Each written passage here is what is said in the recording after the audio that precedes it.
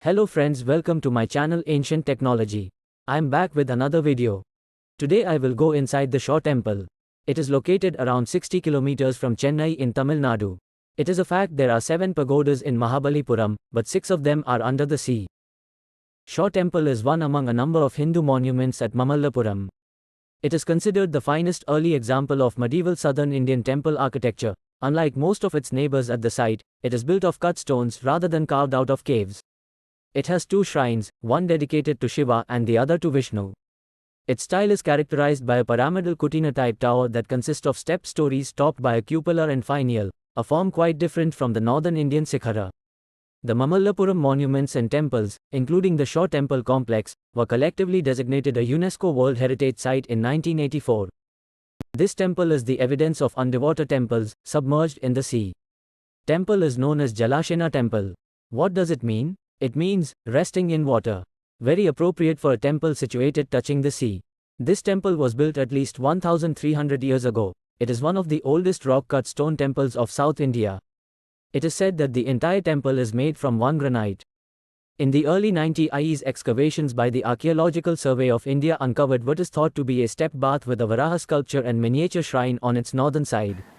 1. The matter of concern is that, since centuries, there has been a debate about the reason to why the Shaw Temple has been called the 7 pagodas, and is it its own structure or the existence of 6 other temples around the shore? Several speculations claim that, the 7 temples on the shore of Mahabalipuram and the entire complex caused several gods to be tremendously jealous of the city. It is said that it was then that Lord Indra, the god of rains and thunderstorms, called upon great floods to submerge the rest of the city, that now rests in the lap of the ocean.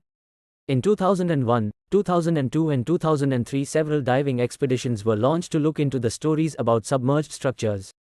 The ASEAN Navy conducted some sonar searches underwater and have discovered 2 more temple complexes and a cave temple.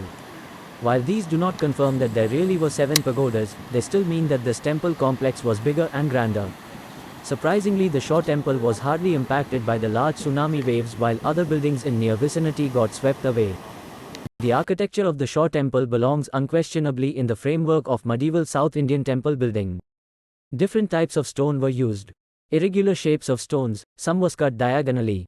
Different sizes of stone, some much larger than found on average in temple walls, creating typical irregular megalithic joints.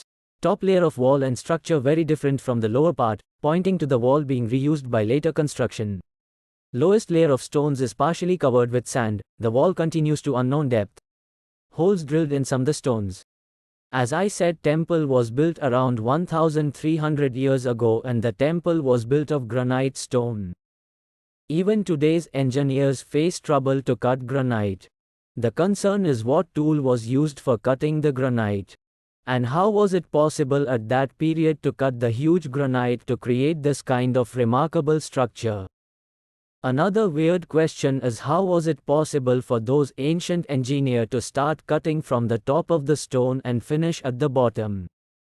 Was there anything like today's modern instrument? There is no accurate evidence about the techniques used by ancient masters. I have personally visited the temple many times.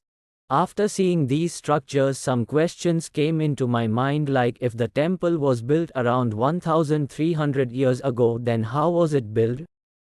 How was it possible for ancient people to transform a granite stone into a perfectly structured monument? Even today, after having modern equipment, we face issue while cutting a granite stone.